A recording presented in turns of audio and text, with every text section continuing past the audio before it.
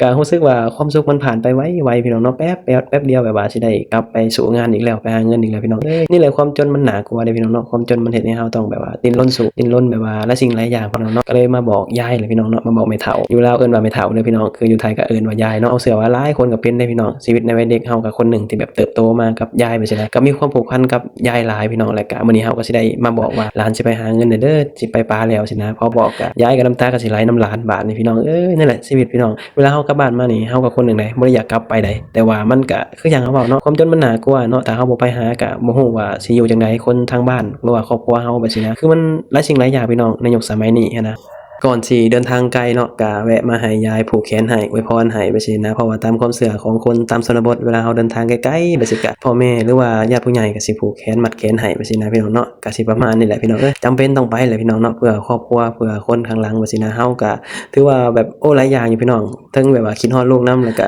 เห็นยายแล้วก็คิดฮอดยายนำพี่น้องคิดฮอดเบิดทุกคนเนาะคิดฮอดครอบครัวแบบซี้นะแต่ว่ามันก็จำเป็นต้องไป